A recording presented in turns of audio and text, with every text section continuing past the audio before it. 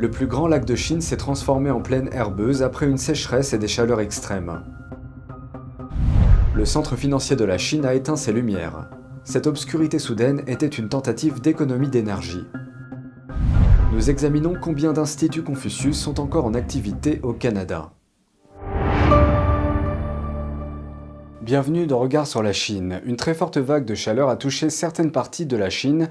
Elle provoque une importante sécheresse dans certains endroits, y compris dans le plus grand lac d'eau douce du pays. Le diffuseur d'État chinois CCTV a montré des images comparatives du lac Poyang prises par satellite, l'une datant de fin avril et l'autre d'août. Ces deux images montrent une différence de 5 jours entre le 16 et le 21 août. Le lac s'étendait sur près de 4000 km² en avril. Maintenant, il ne s'étend plus que sur environ 600 km². Le lac Poyang est situé dans l'une des plaines inondables du fleuve Yangtze, dans la province du Jiangxi, au sud-est de la Chine. Il est souvent décrit comme le rein de la Chine car il contribue à réguler l'approvisionnement en eau du pays. Selon CCTV, le lac est aujourd'hui près de 70% plus petit que sa taille moyenne des 10 dernières années. Des images et des séquences filmées par des drones révèlent qu'à certains endroits, le lac ressemble désormais davantage à une prairie.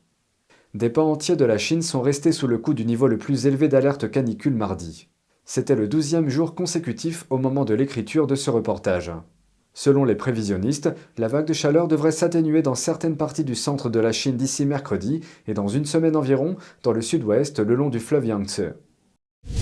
Les célèbres lumières de Shanghai se sont éteintes lundi et mardi pour économiser l'énergie. Le sud-ouest de la Chine étend les restrictions sur la consommation d'électricité dans le contexte de la vague de chaleur qui sévit dans la région. Les lumières se sont éteintes dans le quartier de Bund et dans certaines parties du quartier financier de Shanghai, notamment dans l'emblème de la ville, la tour de la Perle de l'Orient. La région est en proie à des difficultés en raison de la baisse de la production hydroélectrique et de l'augmentation de la demande d'électricité des ménages pendant la canicule. La ville a essuyé de vives critiques sur le réseau social chinois Weibo. Des utilisateurs ont reproché à Shanghai d'avoir indirectement provoqué une coupure de courant dans certaines parties de la province du Sichuan. Cela est dû à une surconsommation d'électricité. Les provinces qui produisent de l'électricité, comme la province du Sichuan, ont été touchées par la pandémie. Et la production d'électricité a dû être affectée. Si le gouvernement de Shanghai impose des restrictions de consommation, cela contribuera à faciliter l'approvisionnement en électricité. Une autre résidente a fait remarquer que l'extinction des feux de la ville est également bonne pour l'environnement. Les États-Unis et la Corée du Sud ont donné le coup d'envoi de leurs plus grands exercices militaires conjoints depuis environ 5 ans. Les exercices sont conçus pour dissuader la Corée du Nord de ses actions provocatrices. Les exercices comprennent des entraînements sur le terrain, des exercices de défense des civils et des exercices simulés par ordinateur. Ils ont débuté lundi et se poursuivront jusqu'au 1er septembre. La Corée du Nord a protesté contre ces exercices, les qualifiant de répétition pour une invasion. La semaine dernière, en réponse à l'entraînement préliminaire des exercices, la Corée du Nord a tiré 2 missiles de croisière. Cette année, le régime a procédé à de nombreux tirs de missiles en violation des résolutions de l'ONU. L'un d'entre eux incluait son plus grand missile balistique intercontinental.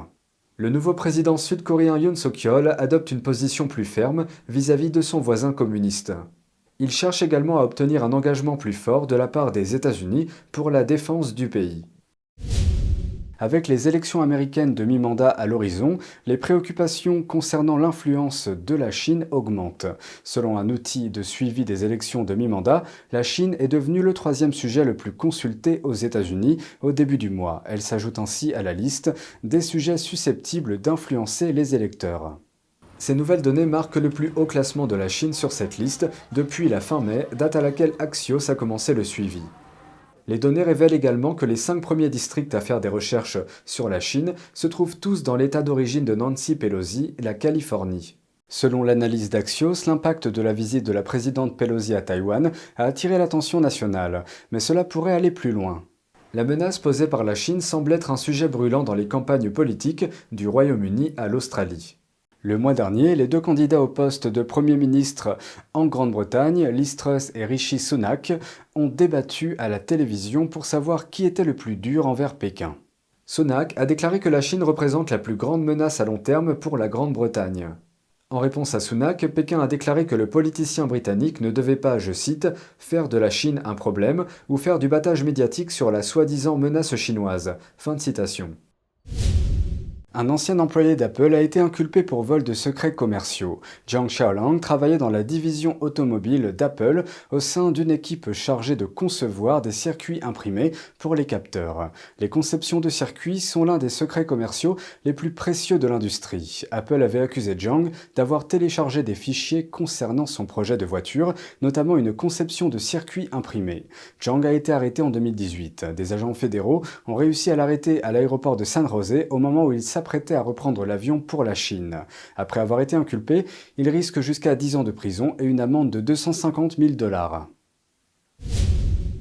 Nous aimerions maintenant prendre un moment pour répondre à une question de notre public. Un téléspectateur a écrit pour demander s'il existe des instituts Confucius au Canada. Pour rappel, Pékin présente les instituts Confucius comme des programmes d'échange linguistique et culturel qu'il finance. Ils s'associent à des écoles et des universités à l'étranger. Mais ils ont été accusés d'essayer d'étendre l'idéologie et l'influence du Parti communiste chinois. Selon notre propre recherche, au moins 9 instituts Confucius, ou IC, sont actuellement en activité au Canada. L'un d'entre eux, situé à l'intérieur de l'université de Brock, a fermé en 2020. Un autre à l'Institut de technologie de la Colombie-Britannique a fermé en 2019. Plus tôt, le conseil scolaire du district de Toronto a voté la fin de son partenariat avec les IC en 2024. Le Nouveau-Brunswick a l'intention de mettre fin à son partenariat avec les IC d'ici 2022, date d'expiration de son contrat actuel.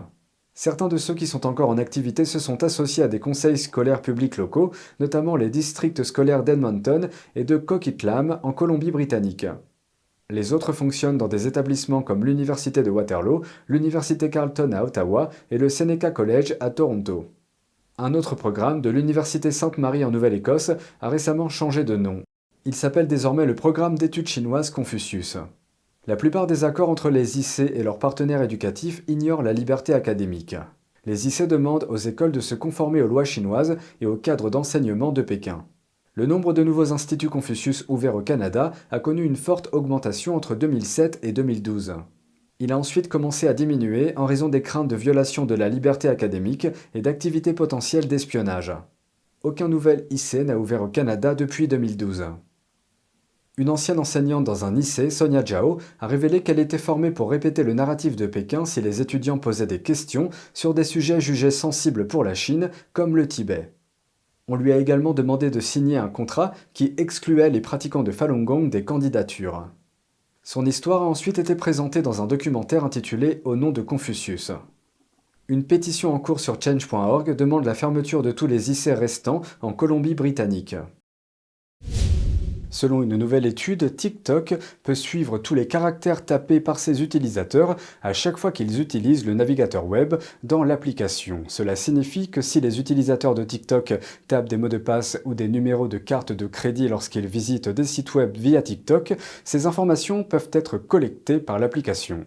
Selon les chercheurs, s'il est courant pour les logiciels malveillants et les logiciels de piratage de suivre ce que les utilisateurs tapent lorsqu'ils visitent d'autres sites web, il est inhabituel que les principales applications de réseaux sociaux le fassent. Même si l'application a la capacité de suivre ce type d'informations, il n'est pas clair si elle suit activement les frappes au clavier ou si elle collecte ces données. C'est ce que l'auteur de la recherche a déclaré au New York Times. Il s'agit de Felix Krause, un chercheur en protection de la vie privée et ancien ingénieur de Google. TikTok a été impliqué dans un certain nombre de controverses concernant la gestion de ces données. Selon des études statistiques, TikTok devrait dépasser le 1,5 milliard d'utilisateurs actifs en 2022. En même temps, sa société mère est basée en Chine. En se basant sur la loi chinoise, les entreprises doivent remettre les données des utilisateurs au régime communiste si les autorités le demandent. TikTok affirme qu'il stocke les données des utilisateurs en Virginie avec des sauvegardes à Singapour. Mais un rapport de BuzzFeed indique que les ingénieurs de l'entreprise en Chine ont eu accès aux données des utilisateurs étrangers l'année dernière. En répondant à cette étude sur la collecte des frappes des utilisateurs, TikTok l'a qualifiée d'incorrecte et trompeuse et a déclaré que cette fonctionnalité était destinée au débogage, au dépannage et au contrôle des performances. C'est tout pour aujourd'hui, merci d'avoir suivi Regard sur la Chine. On se retrouve lundi pour une nouvelle émission, prenez soin de vous et à bientôt.